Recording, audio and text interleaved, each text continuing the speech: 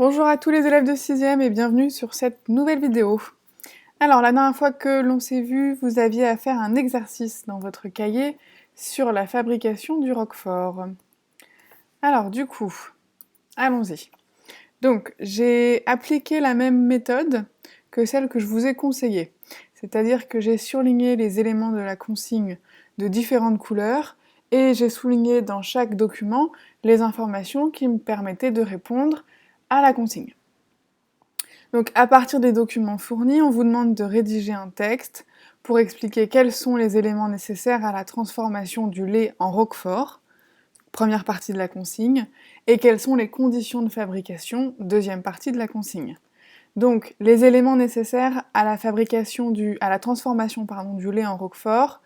Le premier document, vous apprenez que le bleu du roquefort, donc les parties bleues-vertes dans le fromage, sont dues à la présence d'un champignon et que ce champignon, il est extrait de la moisissure du pain de seigle.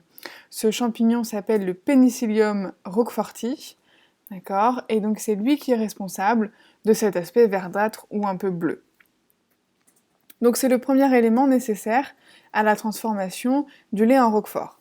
Ensuite, vous aviez un document sur les étapes de fabrication du roquefort et on vous apprenait que pour fabriquer du roquefort, il faut donc du lait chauffé à 30 degrés, ainsi que des ferments lactiques, auxquels on ajoute de la présure, auquel on ajoute le champignon, le Penicillium roqueforti.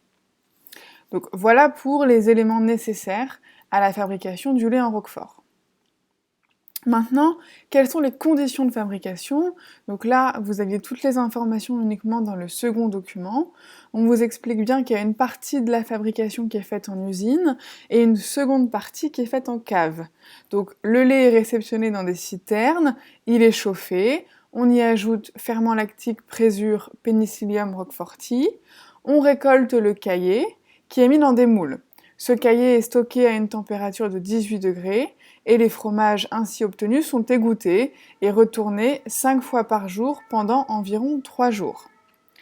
Une fois égouttés, les fromages sont salés manuellement et ils sont maintenus 5 jours à une température de 10 degrés Celsius.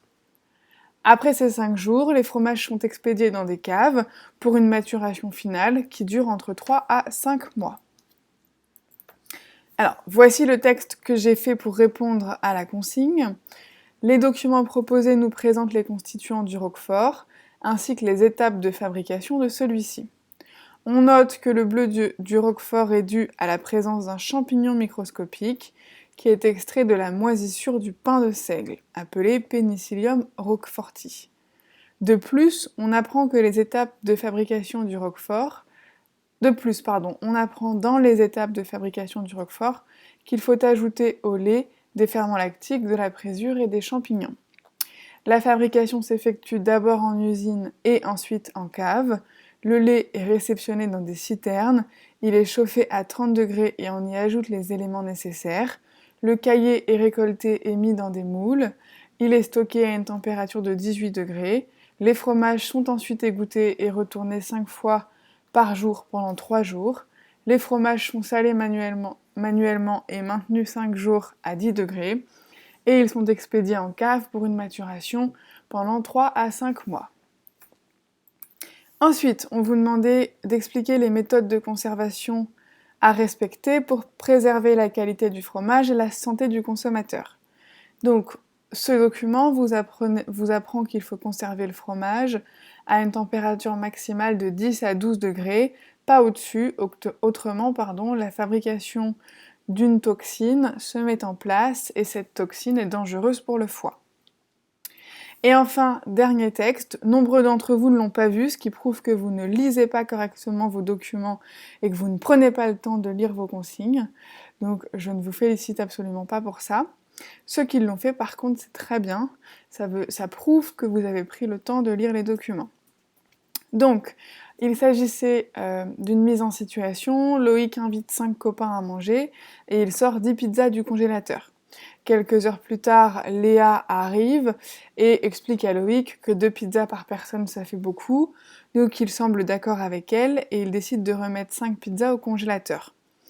Léa lui explique qu'il ne faut pas faire cela car on peut tomber malade en mangeant ces pizzas plus tard. rédiger un texte pour expliquer pourquoi Léa a raison. Donc vous aviez un document à côté qui vous explique que dans une situation de congélation, donc à moins 18 degrés, les micro-organismes sont vivants mais ils ne prolifèrent pas. Au réfrigérateur, donc à 4 degrés, les micro-organismes prolifèrent très lentement, et par contre à température ambiante, les micro-organismes prolifèrent rapidement.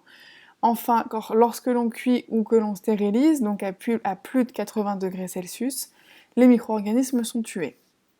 Donc Léa a raison, il ne faut pas mettre les 5 pizzas au congélateur, car à moins 18 degrés, les micro-organismes sont vivants mais ne prolifèrent pas, alors qu'entre 15 et 30 degrés, les micro-organismes prolifèrent rapidement.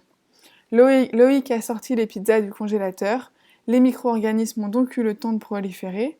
S'il ne remet pas les pizzas au congélateur, les pizzas au congélateur, la prolifération va se stopper, mais quand il ressortira les pizzas pour les manger, il sera malade car il y aura trop de micro-organismes. Alors, je vous laisse prendre cela en correction. Donc pour ceux qui ne l'ont pas fait, bien évidemment, vous recopiez complètement le texte. Pour ceux qui l'ont fait, vous apportez uniquement les modifications qui sont nécessaires. Alors, tâche finale du chapitre, donc dernière activité sur ce chapitre, je vais vous demander de réaliser une carte mentale qui présente les informations essentielles du chapitre. Donc je vous ai mis la fiche méthode d'une carte mentale. Je veux que vous réalisiez cette carte mentale en respectant les consignes qui se trouvent sur cette fiche méthode. Et pour vous aider, je vous ai mis un exemple de carte mentale sur les gestes éco-responsables. Voilà. Cette carte mentale sera à me renvoyer pour lundi prochain, soit lundi 18. Je vous souhaite bon courage et je vous dis à très vite.